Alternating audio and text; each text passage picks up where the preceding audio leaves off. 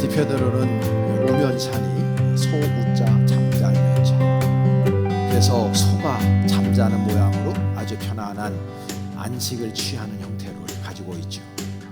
그리고 앞에는 양재천이 흐르고 있습니다. 그리고 저 앞에는 대모산이 있고 청계산이 있고 관악산이 또 있습니다. 그 어느 동네보다도 정말 멋진 동네, 그리고 평화롭고 쾌적한 동네에 우리가 살고 있다 생각이 됩니다. 그럼에도 불구하고 때로는 너무나 분주한 삶 속에서 나의 삶이 지금 어디로 가고 있는가, 그래서 오히려 감사함보다는 불안함이 우리의 마음을 엄습할 때가 있습니다.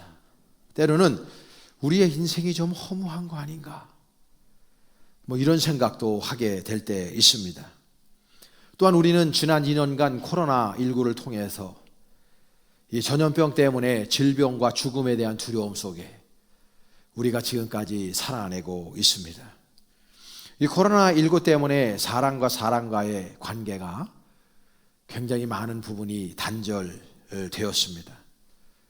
뿐만이 아니고 이것이 우리들로 하여금 사이버 공간, 흔히 메타버스라고 하는 사이버 공간에서 살아가게 함으로 말미암아 인간 사이에 더 깊이 있는 골을 내고 있다, 그런 생각합니다. 그래서 우리는 어찌 보면 더 불안하고 고독하고 쓸쓸한 삶을 살아가고 있습니다. 솔로몬이 전도서에서 헛되고 헛되니 헛되고 헛되도다, 그렇게 고백한 것처럼 우리의 인생이 어찌 보면 굉장히 버거운 삶, 아픈 삶, 웅크림의 삶, 고독하고 쓸쓸한 삶을 우리가 살아내고 있지 않은가, 그런 생각을 또 문득 하게 되어집니다. 철학자 하이데거는 이런 상황을 가리켜서 내던져짐이다, geworfenheit, 그렇게 표현을 했습니다. 샤르트르 같은 사람은 이러한 삶이 바로 구토 증세를 일으키는 삶이다, 그렇게 표현을 하고 있습니다. 우리의 삶이 녹록하지 않다는 것을 이렇게 표현하고 있는 것입니다. 여러분들은 어떤 삶을 지금 살아가고 계십니까? 핀란드의 대학생들을 상대로 조사를 해보니까 핀란드의 대학생들이 가장 즐겨보는 TV 프로그램은 시사 프로그램이랍니다. 그리고 그들은 뉴스를 주로 챙겨본답니다. 대한민국의 학생들에게 물었습니다. 그때 대한민국의 학생들은 먹방 프로그램을 제일 많이 본답니다. 뭔가 좀 차이가 느껴지죠? 여러분, 대한민국의 삶이 더 녹록지 않아요. 그래서 우리나라의 텔레비전을 풀면 대부분 예능 프로그램이 판을 치고 있고 먹방 프로그램이 판을 치고 있습니다. 요즘엔 그나마 넷플릭스를 보는 사람들이 많이 있고 대부분의 대한민국의 젊은 층들은 다 사이버 공간에서 살아가고 있습니다. 여러분, 우리가 인생을 이렇게 바쁘게 저마다의 삶을 살아가고 있어요. 애나 어린애 할 것 없이 고독한 삶, 쓸쓸한 삶, 어찌 되면 스스로 격리된 삶을 우리가 살아가고 있다 말할 수 있겠습니다. 그런데 저는 이 추수감사주의를 맞이해서 우리들의 인생을 어떻게 사는 것이 가장 의미 있을까? 일생을 살아가는데 어떻게 사는 것이 가장 가치 있을까? 이거를 고민하게 되었습니다. 우리의 인생을 가장 가치 있고 의미 있는 삶을 살아내기 위해서 우리들의 입술을 통해서 우리는 감사를 고백해야 되겠다 생각을 합니다. 감사하는 사람, 감사가 습관이 된 사람, 감사처럼 고귀한 입술에 언어는 없다, 그런 생각을 하게 되어집니다. 여러분, 우리가 삶을 살아가면서 우리의 가장 중요한 것은 having의 문제가 아닙니다. 내가 뭘 가지고 있느냐, 내가 어떤 대학을 나왔느냐, 내가 얼마나 많은 소유를 가지고 있느냐, 내가 어떤 큰 집에서 사느냐, 내가 어떤 세단을 타느냐, 내가 어떤 스펙을 가지고 있느냐, 그것이 우리의 삶을 결정짓는 것 같지만 제가 이만큼 살아보니까 그렇지 않더라고요. 우리에게 있어서 가장 중요한 것이 뭐냐? being의 문제입니다.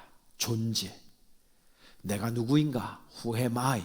내가 누구인가를 아는 것처럼 중요한 질문은 없습니다. 그래서 내가 누구인가를 깨달을 때 그러면 나는 어떻게 살아가야 하는 존재인가를 깨닫게 됩니다. 나는 무엇을 하며 살아야 되지? 나는 이 땅에 왜 살아야 되지? 그러면 나는 지금 어느 방향을 향해서 살아가고 있지? 이거를 우리는 죽는 그 순간까지 스스로에게 던져야 됩니다.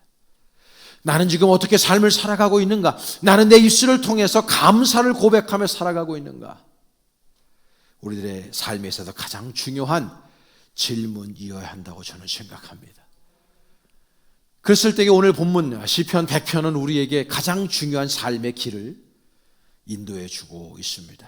여러분 다시 한번 우리 시편 100편의 말씀을 한 목소리로 한번 봉독해 봅니다. 시작. 온 땅이여 여호와께 즐거운 찬송을 부를지어다. 기쁨으로 여호와를 섬기며 노래하면서 그의 앞에 나아갈지어다. 여호와가 우리 하나님이신 줄 너희는 알지어다. 그는 우리를 지으시니요 우리는 그의 것이니 그의 백성이요 그의 기르시는 양이로다. 감사함으로 그의 문에 들어가며 찬송함으로 그 궁정에 들어가서 그에게 감사하며 그의 이름을 송축할지어다. 여호와는 선하시니 그의 인자심이 영원하고 그의 성실하심이 대대에 이르리로다. 할렐루야. 여러분 이 시편 기자의 고백을 들어보십시오. 여러분 여기에는요 불평하고 불만하고 삶을 힘들고 버겁다고 체념하는 소리가 한 글자도 없습니다. 여러분 이 시편 기자가 세상이 나흘마다 유람하는 인생같이 즐거워서 이런 고백을 했겠습니까? 아닙니다. 시편 기자도 고독했습니다. 시편 기자도 생명의 위협을 느꼈습니다. 시편 기자도 삶이 얼마나 쓸쓸했습니다. 세상에 내동대행이 친 것 같은, 내어 던짐과 같은 그러한 느낌을 받았을 것입니다. 이 사람도 때로는요 자살 중독을 느꼈을 것입니다. 이 사람도 대인관계가 깨졌을 것입니다. 단절됐을 경험이 얼마나 많이 있는지 알 수 없어요. 그럼에도 불구하고 시편 기자의 고백은 감사로 일관하고 있다는 것입니다. 여호와 하나님 앞에 감사함으로 모든 신앙의 고백을 지금 토해내고 있음을 우리가 기억해야 하는 것입니다. 사랑하는 여러분들에게 삶에 힘들고 어려움이 있습니다. 그러나 그럴 때마다 여러분들은 감사를 선택하실 수 있기를 간절히 축원합니다.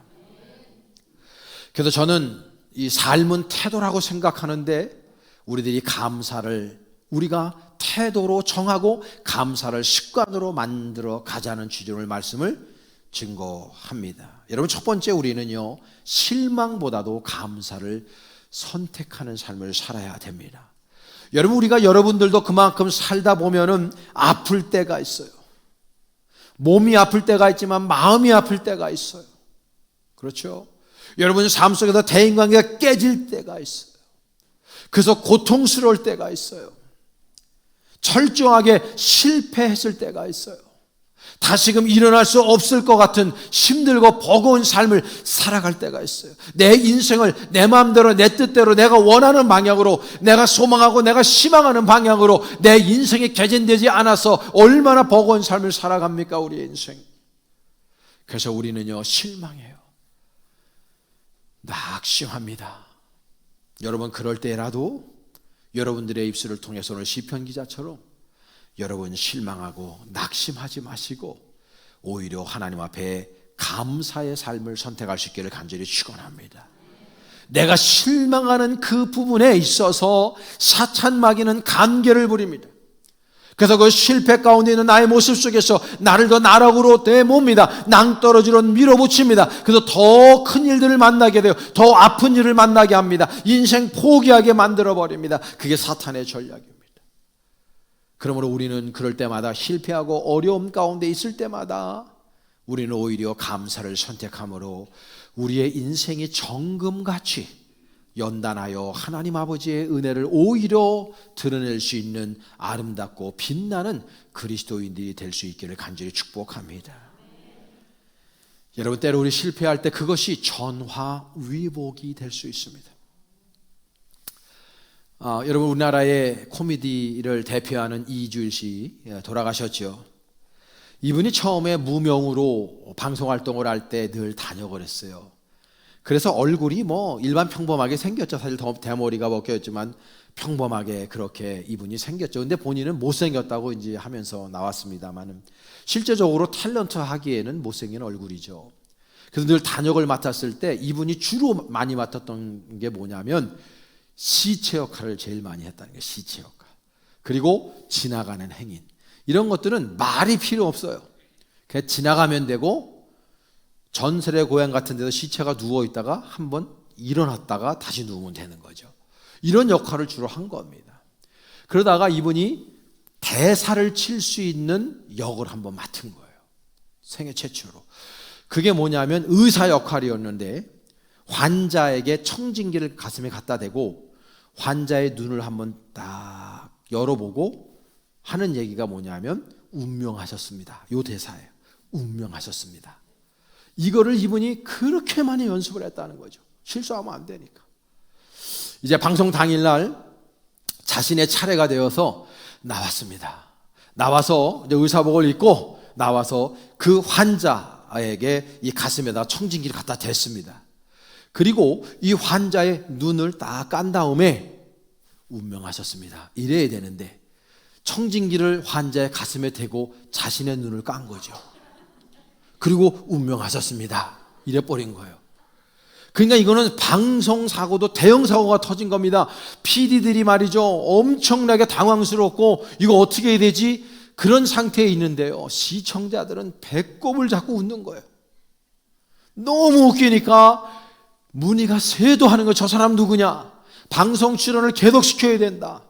그래서 우리나라의 코미디 황제가 된 겁니다. 그분의 실패가 결국은 그분의 성공의 발판이 된 거예요.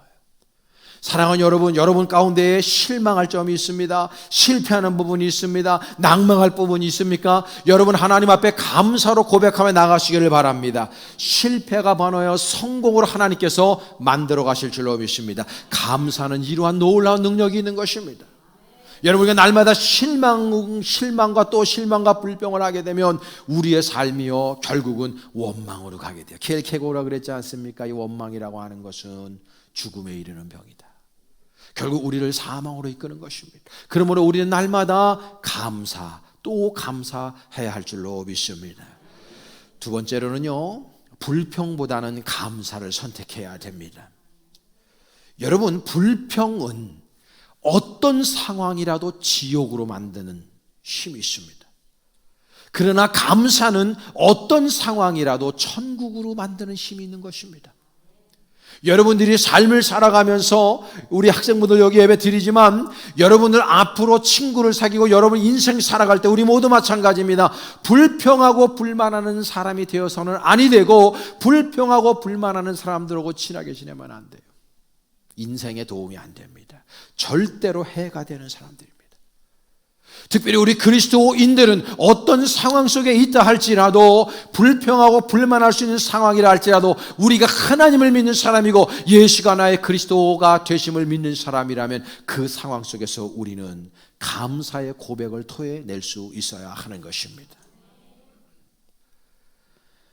조이스 마이어 목사님, 여자분인데요, 전 이분을 참 좋아합니다. 설교 너무 잘하시고 미국에서 굉장히 유명세를 타는 여자 목사님 중에 한 분인데, 이 조이스 마이어라는 목사님이 Change Your Words, Change Your Life라고 하는 책을 썼습니다. 저 책에 보게 되면 이분이 하나님 아버지 앞에 기도하는 내용이 나와요. 하나님, 그동안 제 입에 재갈 먹이지 않았음을 용서해 주옵소서. 재갈이라고 하는 것은 말을 부리기 위해서 그 말 아가리에다가 가로 물리는 가느다란 그 막대기를 말합니다. 그 재갈을 내 입에 물리지 않은 거, 이거 용서하여 주옵소서.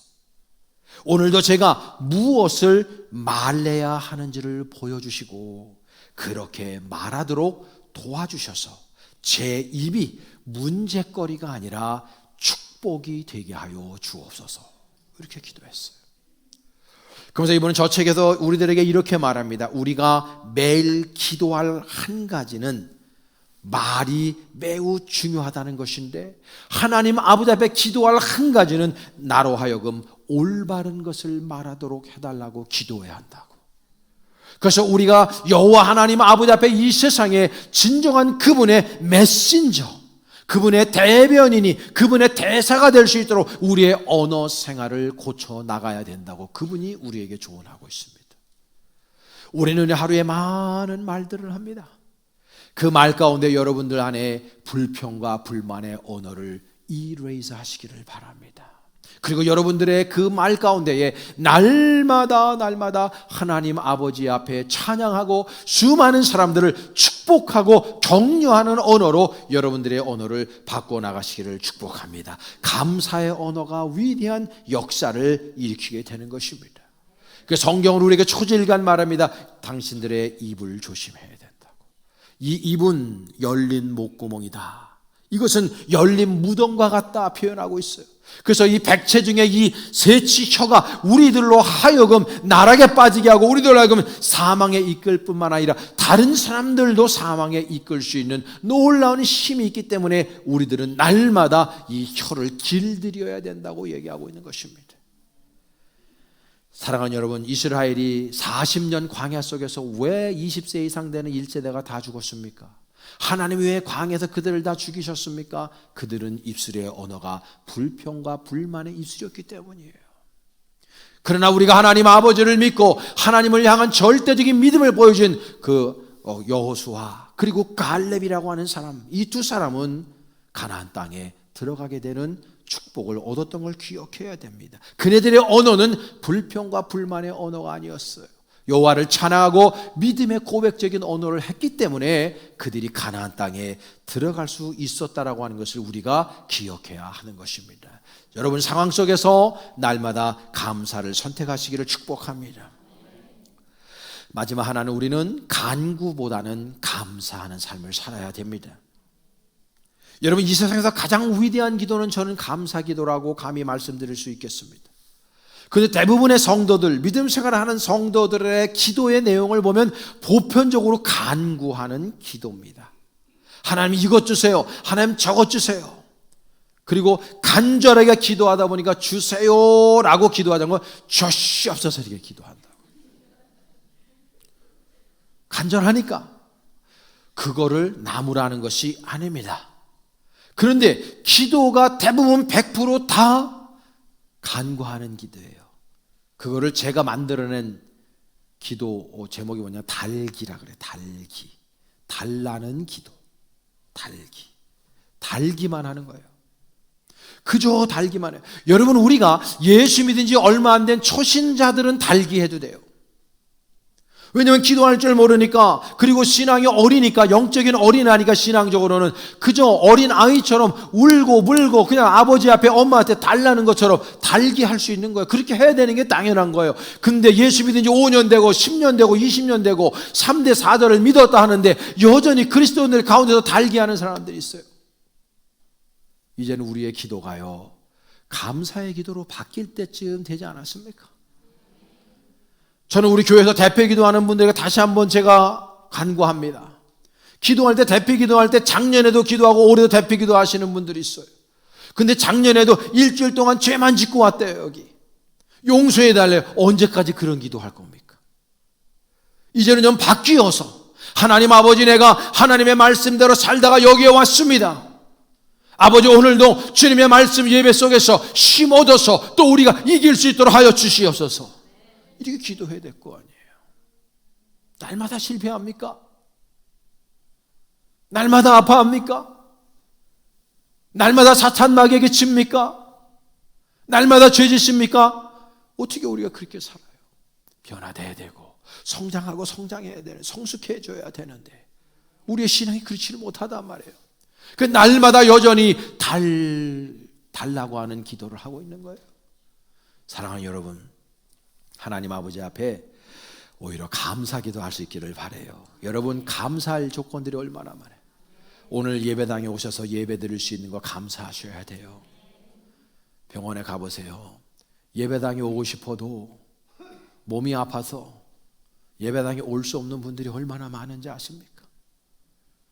또 믿음이 없어서 예배당에 올 생각도 안 하는 분들도 있지만, 여러분은 우리에게 가정을 주신 거 감사하고 우리에게 집을 주신 거 감사하고, 그게 남의 집이라도 내가 사는 집이 내 집이죠. 내가 기거할 수 있는 집이 있는 거 감사하고, 내가 그래도 하나님을 찬양할 수 있는 입술을 주신 거 감사하고, 들을 수 있는 귀 주신 거 감사하고, 볼 수 있는 눈 주신 거 감사하고, 멀쩡한 두 다리로 예배당에 오게 하신 거 감사하고. 여러분 주변에요, 감사할 조건들이 얼마나 많이 있는지 몰라요. 그 감사할 조건들을 생각하시고 여러분들 입술에서 날마다 간구보다는 감사의 삶을 살아내시기를 바랍니다. 어느 날 한 집에 진돗개와 똥개가 살고 있었는데, 진돗개하고 똥개가 주인에 관해서 서로 얘기를 했다는 거죠. 진돗개가 이렇게 똥개한테 말했다는 겁니다.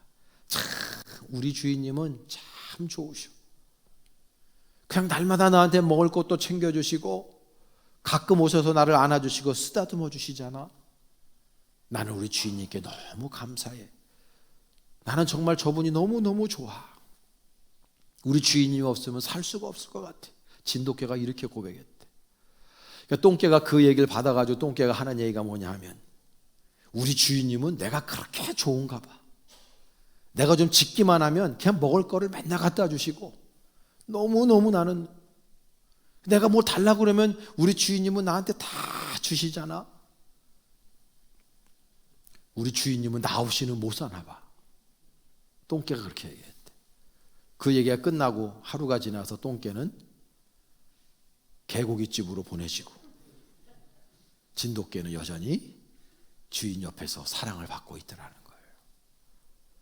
여러분, 우리 인생을 살아가면서 여러분 당연한 건 하나도 없는 거예요. 당연한 거 있으면 한번 내놔보세요.